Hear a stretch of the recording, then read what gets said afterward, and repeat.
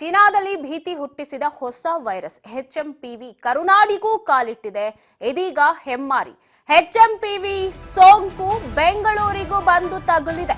ಚೀನಾದಲ್ಲಿ ಭೀತಿ ಹುಟ್ಟಿಸಿದ ಹೊಸ ವೈರಸ್ ಎಚ್ಎಂಪಿವಿ ಕರುನಾಡಿಗೂ ಕಾಲಿಟ್ಟಿದೆ. ಈ ಹೆಮ್ಮಾರಿ 8 ತಿಂಗಳ ಮಗುವಿನಲ್ಲಿ ವೈರಸ್ ಪತ್ತೆಯಾಗಿತ್ತು. ಚೀನಾದಲ್ಲಿ ಭೀತಿ ಹುಟ್ಟಿಸಿದ ವೈರಸ್ 8 ತಿಂಗಳ ಮಗುವಿನಲ್ಲಿ ಪತ್ತೆಯಾಗಿತ್ತು ವೈರಸ್. ಮತ್ತೊಂದು ಮಗುವಿಗೂ ಕೂಡ ವೈರಸ್ ತಗುಲಿರೋ ಶಂಕೆ ಕೂಡ ಇದೆ. ಮಗು ಆರೋಗ್ಯವಾಗೇ ಇತ್ತು, ಆದ್ರೆ ಹೇಗೆ ಎಚ್ಎಂಪಿವಿ ವೈರಸ್ ಬಂತು ಅನ್ನೋದೇ ಗೊತ್ತಿಲ್ಲ ಅನ್ನೋದು ಪೋಷಕರ ಅಳಲು. ಯಾಕಂದ್ರೆ ಯಾವುದೇ ಟ್ರಾವೆಲ್ ಹಿಸ್ಟ್ರಿ ಇಲ್ಲ, ಎಲ್ಲೂ ಹೋಗಿಲ್ಲ, 8 ತಿಂಗಳ ಮಗು ಇನ್ನು. ಸೊ ಮಗು ಈ ಸೋಂಕಿಗೆ ಗುರಿಯಾಗಿರೋದು ಆತಂಕಕ್ಕೀಗ ಕಾರಣ ಆಗಿದೆ. ಒಂದು ಕಡೆ ಸರ್ಕಾರ ಯಾವುದೇ ಭಯ ಪಡಬೇಡಿ, ಇದರಿಂದ ಏನೂ ಪ್ರಾಬ್ಲಮ್ ಇಲ್ಲ ಅಂತ ಹೇಳತ್ತೆ. ಬಟ್ ಆದ್ರೂ ಕೂಡ ಭಯ ಅನ್ನೋದು ಖಂಡಿತ ಇದ್ದೇ ಇರುತ್ತೆ. ಯಾಕಂದ್ರೆ ಕೋವಿಡ್ ಅನ್ನ ಒಂದು ಸಲ ನೆನಪಿಸ್ಕೊಂಡ್ರೆ, ಅದರಲ್ಲೂ ಆ 2ನೇ ವೇವ್ ಅಂತ ನೆನೆಸ್ಕೊಂಡ್ರೆ ಎಲ್ರಿಗೂ ಒಂದು ಕ್ಷಣ ಮೈ ನಡುಕ ಬರುತ್ತೆ. ಎಷ್ಟು ಜನ ಎಷ್ಟು ತಮ್ಮವ್ರನ್ನ ಕಳ್ಕೊಂಡು ಕಣ್ಣೀರು ಹಾಕದಂತಹ ಒಂದು ಹೆಮ್ಮಾರಿ ವೈರಸ್ ಅಂತಾನೆ ಹೇಳ್ಬೋದು. ಸೊ ಆ ವೈರಸ್ ಇಂದಾಗಿ ಈಗ ಮಗುಗೆ ಅಟ್ಯಾಕ್ ಆಗಿದೆ ಅನ್ನೋ ಮಾಹಿತಿ ಲಭ್ಯವಾಗ್ತಾ ಇದೆ. ಸೊ ಹಾಗಾಗಿ ಎಚ್ಚರವನ್ನ ವಹಿಸಿ ಅಂತ ಆರೋಗ್ಯ ಇಲಾಖೆ ಕೂಡ ಒಂದಷ್ಟು ನಾವು ಅಲರ್ಟ್ ಅನ್ನ ಹಾಕದೇ ಇರ್ಬೋದು, ಲಾಕ್ಡೌನ್ ಮಾಡೋದು ಇವೆಲ್ಲವೂ ಆಗದೆ ಇರಬಹುದು. ಬಟ್ ನಿಮ್ಮ ಒಂದು ಆರೋಗ್ಯ ನಿಮ್ಮ ಕೈಯಲ್ಲೇ ಇರಬೇಕು ಅಂತ ಕೂಡ ಹೇಳ್ತಾರೆ. ಸೊ ಈಗ ಎಚ್ಎಂಪಿವಿ ವೈರಸ್ ಮತ್ತೊಂದು ಮಗುವಿಗೂ ಕೂಡ ಕಾಣಿಸ್ಕೊಂಡಿದೆ ಅಂತ ಹೇಳಲಾಗ್ತಾ ಇದೆ. ಚಿಕ್ಕ ಚಿಕ್ಕ ಮಕ್ಕಳಲ್ಲೂ ಕೂಡ ಈಗ ವೈರಸ್ ಕಂಡು ಬರ್ತಿದೆ. ಡಾಕ್ಟರ್ಸ್ ಹೇಳೋದೇ ಚಿಕ್ಕ ಮಕ್ಕಳು, ಅದಾದ ನಂತರ ವೃದ್ಧರು, ಅವ್ರನ್ನ ಸ್ವಲ್ಪ ಸೇಫ್ ಆಗಿ ನೋಡ್ಕೊಳ್ಳಿ ಅಂತ ಹೇಳ್ತಾರೆ. ಅವ್ರು ಸೇಫ್ ಆಗಿರ್ಬೇಕು ಅಂತ. ಈಗ 8 ತಿಂಗಳ ಮಗುವಿಗೆ ಎಚ್ಎಂಪಿವಿ ವೈರಸ್ ಬೆನ್ನಲ್ಲೇ ಮತ್ತೊಂದು ಮಗುವಿಗೂ ವೈರಸ್ ಅಟ್ಯಾಕ್ ಆಗಿದೆ. ಇತ್ತ ರಾಜ್ಯ ಆರೋಗ್ಯ ಇಲಾಖೆಯಿಂದ ಮಾರ್ಗಸೂಚಿ ಕೂಡ ಬಿಡುಗಡೆ ಆಗಿದೆ. ಆತಂಕ ಬೇಡ, ಎಚ್ಚರಿಕೆ ಇರಲಿ ಅಂತ ಹೇಳಿ ಆರೋಗ್ಯ ಇಲಾಖೆ ಮಾರ್ಗಸೂಚಿಯನ್ನ ಹೊರಡಿಸಿದೆ. ರೂಲ್ಸ್ ಗೈಡ್ ಲೈನ್ಸ್ ಅನ್ನ ಎಕ್ಸೆಪ್ಟ್ ಮಾಡಿಕೊಂಡು ಅದೇ ತರ ಇರಿ, ಯಾರು ಹೆದರಬೇಡಿ, ಅನಾರೋಗ್ಯ ಪೀಡಿತ ಸಂಪರ್ಕದಿಂದ ಸ್ವಲ್ಪ ದೂರ ಇರಿ, ಕಣ್ಣು ಬಾಯಿ ಮೂಗನ್ನ ಪದೇ ಪದೇ ಮುಟ್ಕೊಳ್ತಾ ಇರಬೇಡಿ, ಲಕ್ಷಣನೇ ಕೆಮ್ಮರೋದು, ಶೀತ, ತಲೆನೋವು, ಜ್ವರ ಇದೇ ಲಕ್ಷಣ ಆಗಿರುತ್ತೆ. ಸೊ ಮನೆಯಲ್ಲಿ ನಿಮ್ಮ ಬಟ್ಟೆಗಳನ್ನೋ ಟವೆಲ್ನೋ ಒಬ್ರಿಂದ ಒಬ್ರಿಗೆ ಹಂಚ್ಕೊಳ್ಬೇಡಿ, ಸಪರೇಟ್ ಆಗಿ ನಿಮಗಂತ ಒಂದು ಇಟ್ಕೊಳ್ಳಿ ಅಂತ ಆರೋಗ್ಯ ಇಲಾಖೆ ಗೈಡ್ಲೈನ್ಸ್ ಅನ್ನ ಕೊಟ್ಟಿದೆ. ಬೆಂಗಳೂರಿನಲ್ಲಿ 8 ತಿಂಗಳ ಮಗುವಿಗೆ ಎಚ್ಎಂಪಿವಿ ವೈರಸ್ ತಗುಲಿದ ಬೆನ್ನಲ್ಲೇ ರಿಲೀಸ್ ಆಗಿದೆ ಗೈಡ್ಲೈನ್ಸ್. ಚಿಕ್ಕ ಮಕ್ಕಳು, ವೃದ್ಧರು ಸ್ವಲ್ಪ ಎಚ್ಚರಿಕೆಯನ್ನು ವಹಿಸಿ, ಶ್ವಾಸಕೋಶದ ಸಮಸ್ಯೆ ಇರೋರು, ಈ ಹಾರ್ಟ್ ಪ್ರಾಬ್ಲಮ್ಸ್, ಉಸಿರಾಟದ ಸಮಸ್ಯೆ, ಅಸ್ತಮಾದಂತಹ ರೋಗ ಈ ರೀತಿ ಇರೋರೆಲ್ಲ ಸ್ವಲ್ಪ ಮಟ್ಟಿಗೆ ಎಚ್ಚರವನ್ನ ವಹಿಸಿ. ಮಾಸ್ಕ್ ಹಾಕಿ ಬಿಡಿ ಅಂತ ಸರ್ಕಾರ ಏನು ಹೇಳಿಲ್ಲ, ಬಟ್ ನಿಮ್ಮ ಎಚ್ಚರಿಕೆ ನಿಮ್ಮ ಕೈಯಲ್ಲಿ ಬೇಕು ಅಂದ್ರೆ ಮಾಸ್ಕ್ ಹಾಕ್ಲೇಬೇಕಾಗತ್ತೆ, ಕಡ್ಡಾಯ. ಪದೇ ಪದೇ ಮೂಗು ತುರ್ಸ್ಕೊಳ್ಳೋದು, ಬಾಯಿ ಮುಟ್ಕೊಳ್ಳೋದು, ಮೂಗು ಮುಟ್ಟೋದು, ಕಣ್ಣು ಮುಟ್ಟೋದು, ಅಥವಾ ನನಗೇನೋ ಹುಷಾರಿಲ್ಲ ಅಂದಾಗ ಬೇರೆಯವ್ರು ನಮ್ಮ ಎದುರ ಇದ್ದಾಗ ನೇರ ಕೆಮ್ತಾ ಇರೋದು ಕೈ ಅಡ್ಡ ಕೊಡದೆ, ಸೊ ಈ ಥರದ್ದೆಲ್ಲ ಮಾಡಬೇಡಿ. ಒಬ್ಬರಿಂದ ಒಬ್ಬರಿಗೆ ಹರಡೋ ಸಾಧ್ಯತೆ ಇದೆ. ಸೊ ಗಾಳಿ ಮೂಲಕ ಇದು ಹರಡುತ್ತೆ. ಸೊ ಹಾಗಾಗಿ ಎಚ್ಚರಿಕೆಯಿಂದ ಇರಿ ಅಂತ ಹೇಳಿದರೆ. ನೋಡಿ, 8 ತಿಂಗಳ ಮಗು ಒಂದು, ಅದ್ರ ಬೆನ್ನಲ್ಲೇ 3 ತಿಂಗಳ ಮಗುವಿಗೂ ಕೂಡ ಎಚ್ಎಂಪಿವಿ ವೈರಸ್ ತಗುಲಿದೆ ಅನ್ನೋ ಮಾಹಿತಿ ಸದ್ಯ ಸಿಗ್ತಾ ಇದೆ.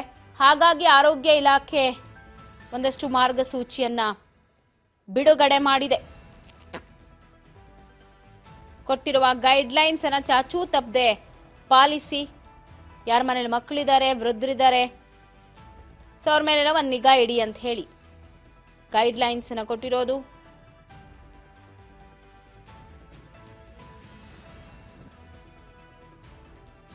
ಮನೆಯಲ್ಲಿ ಯಾವ ಥರ ಇರಬೇಕು, ಟವೆಲ್ಲು ಬಟ್ಟೆಗಳನ್ನ ಹಂಚ್ಕೊಳ್ಬಾರ್ದು, ಜ್ವರ ಬಂದವರ ಪಕ್ಕ ಮಲಗೋದಾಗಿರ್ಬೋದು, ಅವ್ರ ಜೊತೆ ಕೂರೋದಾಗಿರ್ಬೋದು, ಅಂದ್ರೆ ಗಾಳಿಯಿಂದ ಹರಡೋದಾಗಿರೋದ್ರಿಂದ ಸ್ವಲ್ಪ ಎಚ್ಚರಿಕೆ ವಹಿಸಿದ್ರೆ ಒಳ್ಳೇದು ಅಂತ. ಮಹಾಮಾರಿ ತರ ಕಾಯಿಲೆ ತಂದುಕೊಳ್ಳೋದಕ್ಕಿಂತ ಬಂದಾಗ್ಲೇ ನಾವು ಯಾವ ತರ ಅದರಿಂದ ದೂರ ಇರೋದು ಅನ್ನೋದನ್ನ ನೋಡಬೇಕು. ಈ ಕೆಲವೊಬ್ಬರಲ್ಲಿ ರೋಗ ನಿರೋಧಕ ಶಕ್ತಿನೇ ಕಡಿಮೆ ಇರುತ್ತೆ, ಆರೋಗ್ಯವಾಗಿರ್ತಾರೆ ಬಟ್ ರೋಗ ನಿರೋಧಕ ಶಕ್ತಿನೇ ಇರಲ್ಲ ಅವರಲ್ಲಿ. ಸೊ ಅವ್ರಿಗೂ ಕೂಡ ಆದಷ್ಟು ಬೇಗನೆ ಈ ಒಂದು HMPV ವೈರಸ್ ಅಟ್ಯಾಕ್ ಆಗೋ ಸಾಧ್ಯತೆ ಕೂಡ ಇದೆ. ಹಾಗಾಗಿ ಅವರ ಸಂಪರ್ಕ ಕೂಡ ಕಡಿಮೆ ಮಾಡ್ಕೊಳ್ಳಿ ಅಂತ, ಹುಷಾರಿಲ್ಲದೆ ಇರೋರ ಸಂಪರ್ಕ, ಈ ರೋಗ ನಿರೋಧಕ ಶಕ್ತಿ ಕುಂಠಿತ ಆಗಿರೋರು ಸ್ವಲ್ಪ ಅವಾಯ್ಡ್ ಮಾಡಿ ಅಂತ. ಸಾರ್ವಜನಿಕ ಸ್ಥಳಗಳಲ್ಲಿ ಎಲ್ಲಂದ್ರಲ್ಲಿ ತುಪ್ಪಕ್ಕಂತ ಉಗಿಯೋದಾಗಿರ್ಬೋದು,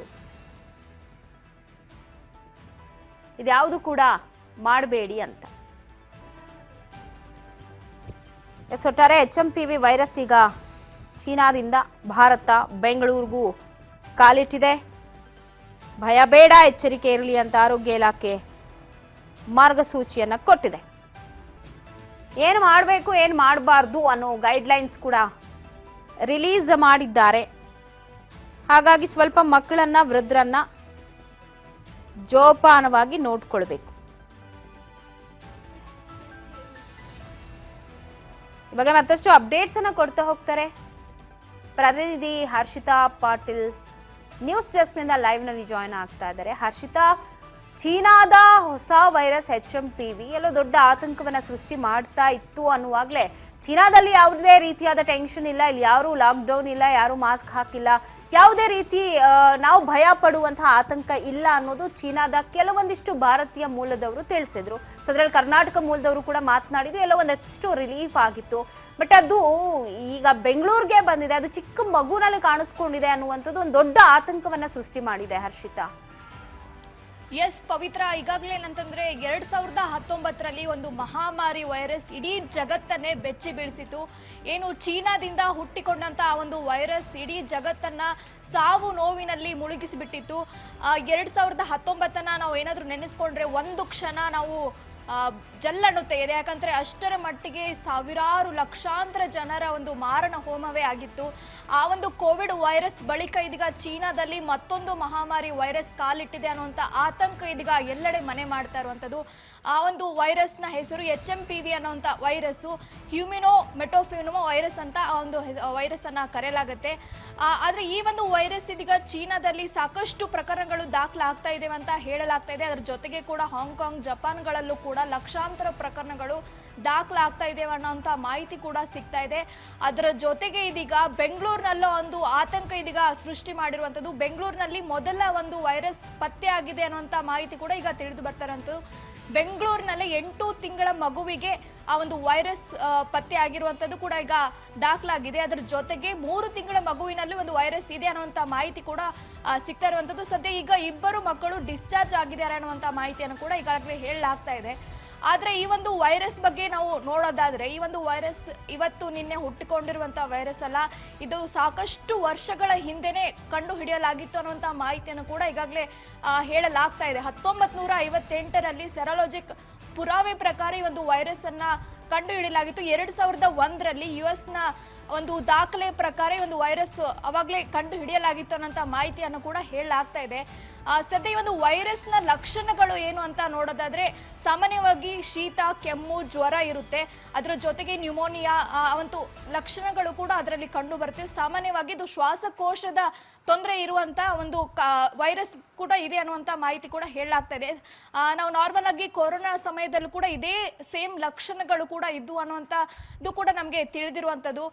ಅದರ ಜೊತೆಗೆ ಈಗ ಈ ಒಂದು ವೈರಸ್ ಇದೀಗ ಭಾರಿ ಸದ್ದು ಮಾಡ್ತಾ ಇದೆ. ಈಗಾಗಲೇ ಚೀನಾದಲ್ಲಿ ಒಂದ್ ಕಡೆ ನಾವು ನೋಡೋದಾದ್ರೆ ಚೀನಾದಲ್ಲಿ ಸಾಕಷ್ಟು ಪ್ರಕರಣಗಳು ಕೂಡ ದಾಖಲಾಗ್ತಾ ಇವೆ. ಅದರಲ್ಲೂ ಕೂಡ ಹೆಚ್ಚಾಗಿ ಮಕ್ಕಳಲ್ಲಿ ಕಂಡು ಬರ್ತಾ ಇದೆ. ಮಕ್ಕಳು ಕೂಡ ಸಾಕಷ್ಟು ಚೀನಾದ ಹಾಸ್ಪಿಟಲ್ಗಳಲ್ಲಿ ಹೆಚ್ಚಾಗಿ ದಾಖಲಾಗ್ತಾ ಇದ್ದಾರೆ ಅನ್ನುವಂಥ ಮಾಹಿತಿ ಕೂಡ ಹೊರ ಬೀಳ್ತಾ ಇತ್ತು. ಆದ್ರೆ ಕೆಲವು ದಿನಗಳ ಹಿಂದೆ ನಾವು ನೋಡೋದಾದ್ರೆ ಈ ಒಂದು ಸುದ್ದಿ ಸುಳ್ಳು ಅನ್ನುವಂಥ ಮಾಹಿತಿಯನ್ನು ಕೂಡ ಕೆಲವು ಕನ್ನಡಿಗರು, ಅಲ್ಲಿರುವಂಥ ಕನ್ನಡಿಗರು ಕೂಡ ಮಾಧ್ಯಮದ ಮೂಲಕ ಕೂಡ ಹೇಳ್ತಾ ಇದ್ರು.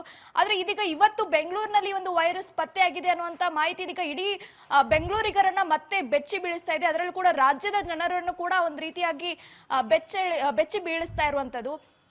ಈ ಒಂದು ವೈರಸ್ ಈಗ ಇತ್ತೀಚೆಗೆ ಹುಟ್ಕೊಂಡಿರುವಂತದ್ದಲ್ಲ ಅನ್ನುವಂತ ಮಾಹಿತಿಯನ್ನು ಕೂಡ ಈಗಾಗಲೇ ಆರೋಗ್ಯ ಸಚಿವರು ಕೂಡ ಹೇಳ್ತಾ ಇದ್ದಾರೆ. ಆರೋಗ್ಯ ಸಚಿವ ದಿನೇಶ್ ಗುಂಡೂರಾವ್ ಅವರು ಕೂಡ ಒಂದು ಮಾಹಿತಿಯನ್ನು ಕೂಡ ಹೇಳಿದ್ದಾರೆ. ಇದು ಇವತ್ತು ಬಂದಿರುವಂತ ವೈರಸ್ ಅಲ್ಲ, ಇದು ಸುಮಾರು ವರ್ಷಗಳ ಹಳೆಯ ವೈರಸ್ ಕೂಡ ಇದೆ. ಇದಕ್ಕೆ ಭಯ ಪಡುವ ಆತಂಕ ಕೂಡ ಇಲ್ಲ, ಆದ್ರೆ ಎಚ್ಚರಿಕೆಯಿಂದ ಇರೋದು ಸೂಕ್ತ ಅನ್ನುವಂತ ಮಾಹಿತಿಯನ್ನು ಕೂಡ ಹೇಳಿದ್ದಾರೆ. ಯಾಕಂದ್ರೆ ಕೊರೋನಾ ಸಮಯದಲ್ಲೂ ಕೂಡ ಕೆಲವು ಸ್ಟಾರ್ಟಿಂಗ್ ವೇಳೆಯಲ್ಲಿ ಕೆಲವೊಂದು ಸಲ ಏನು ಕೇರ್ಲೆಸ್ ಅನ್ನ ಮಾಡಿದ್ವು, ಏನು ವೈರಸ್ ಇರುತ್ತೆ ಬರುತ್ತೆ ಅಂತ ಹೇಳಿ ಕೇರ್ಲೆಸ್ ಆಗಿದ್ರು. ಆದ್ರೆ ಆ ಒಂದು ವೈರಸ್ ಅದೆಷ್ಟೋ ಜನರನ್ನ ಬಲಿ ಪಡೆದಿದೆ.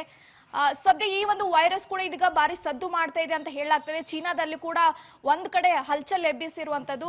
ಇದೀಗ ಬೆಂಗಳೂರಿನಲ್ಲೂ ಈ ಒಂದು ಪ್ರಕರಣ ಮೊದಲ ಬಾರಿಗೆ ದಾಖಲಾಗಿದೆ. ಅದರಲ್ಲೂ ಈ ಒಂದು 8 ತಿಂಗಳ ಮಗುವಿಗೆ ದಾಖಲಾಗಿರೋದು ಎಲ್ಲೋ ಒಂದ್ ಕಡೆ ಜನರನ್ನ ಆತಂಕಕ್ಕೆ ಈಡು ಮಾಡ್ತಾ ಇದೆ. ಆದ್ರೆ ಒಂದ್ ಕಡೆ ಆರೋಗ್ಯ ಇಲಾಖೆ ಹೇಳ್ತಾ ಇರೋ ಪ್ರಕಾರ ಯಾರು ಕೂಡ ಆತಂಕ ಪಡುವಂತದಿಲ್ಲ, ಆದ್ರೆ ಎಚ್ಚರಿಕೆಯಿಂದ ಇರಿ ಅಂತ ಕೆಲವೊಂದು ಗೈಡ್ಲೈನ್ಸ್ ಗಳನ್ನ ಕೂಡ ಬಿಡ್ಲಾಗ್ತಾ ಇದೆ. ಈ ಒಂದು ಗೈಡ್ಲೈನ್ಸ್ ಗಳು ಏನು ಅಂತ ನೋಡೋದಾದ್ರೆ, ಈ ಒಂದು ಏನಾದ್ರೂ ಶೀತ ನೆಗಡಿ ಕೆಮ್ಮು ಸತತವಾಗಿ ಇದ್ರೆ, ಏನು 3-6 ವಾರಗಳ ಕಾಲ ಏನು ಕಂಟಿನ್ಯೂಸ್ ಆಗಿ ಇದ್ರೆ ಇನ್ನು ಡಾಕ್ಟರ್ ಅನ್ನ ಸಂಪರ್ಕ ಮಾಡೋದು ಬೆಸ್ಟ್ ಅಂತ ಹೇಳ್ತಾ ಇದ್ದಾರೆ. ಅದ್ರ ಜೊತೆಗೇನೆ ಮಾಸ್ಕ್ ಗಳನ್ನ ಹಾಕೊಳ್ಳೋದು ಕೂಡ ಬೆಸ್ಟ್ ಅನ್ನುವಂತ ಮಾಹಿತಿಯನ್ನು ಕೂಡ ಹೇಳ್ತಾ ಇದ್ದಾರೆ. ಒಂದ್ ರೀತಿಯಾಗಿ ನಮ್ಮ ಎಚ್ಚರಿಕೆಯಲ್ಲಿ ನಾವು ಇದ್ರೆ ಸೂಕ್ತ. ಯಾಕಂತಂದ್ರೆ ಕೊರೋನಾ ಸಮಯದಲ್ಲಿ ನಾವು ನೋಡಿದೀವಿ, ಸಂಪೂರ್ಣವಾಗಿ ಇಡೀ ಒಂದು ದೇಶವೇ ಒಂದು ರೀತಿಯಾಗಿ ಸ್ತಬ್ಧವಾಗಿತ್ತು. ಹೊರ ದೇಶದಿಂದ ಯಾರು ಬರೋ ಆಗಿಲ್ಲ, ಹೋಗೋ ಆಗಿಲ್ಲ, ಆ ರೀತಿಯಾಗಿ ಸಂಪೂರ್ಣವಾಗಿ ಲಾಕ್ಡೌನ್ ಕೂಡ ಆಗಿತ್ತು. ಅದ್ರ ಜೊತೆಗೆ ಲಕ್ಷಾಂತರ ಸಾವುಗಳು ಕೂಡ ದಾಖಲಾಗಿದ್ವು. ಸದ್ಯ ಈ ಒಂದು ವೈರಸ್ ಈಗ ಸ್ಟಾರ್ಟಿಂಗ್ ಅಲ್ಲಿ ಮಗುವಿನಲ್ಲಿ ಹೆಚ್ಚಾಗಿ ಕಂಡು ಬರುತ್ತೆ ಅನ್ನುವಂತ ಮಾಹಿತಿಯನ್ನು ಕೂಡ ಹೇಳಲಾಗ್ತದೆ. ಅದ್ರ ಜೊತೆಗೆ ವೃದ್ಧರಲ್ಲಿ ಕೂಡ ಜಾಸ್ತಿ ಹೆಚ್ಚಾಗಿ ಶ್ವಾಸಕೋಶದ ಸಮಸ್ಯೆ ಇದ್ರೆ ಅವ್ರಿಗೂ ಕೂಡ ಈ ಒಂದು ವೈರಸ್ ಇರುತ್ತೆ ಅನ್ನುವಂತ ಮಾಹಿತಿಯನ್ನು ಕೂಡ ಈಗ ಹೇಳಲಾಗ್ತಾ ಇದೆ. ಆದಷ್ಟು ನಾವು ಎಚ್ಚರಿಕೆಯಿಂದ ಇರೋದು ಬೆಸ್ಟ್ ಅನ್ನೋದು ಕೂಡ ಈಗ ಆರೋಗ್ಯ ಇಲಾಖೆಯ ಗೈಡ್ಲೈನ್ಸ್ ಕೂಡ ಹೇಳ್ತಾ ಇರುವಂತದ್ದು. ಪವಿತ್ರ.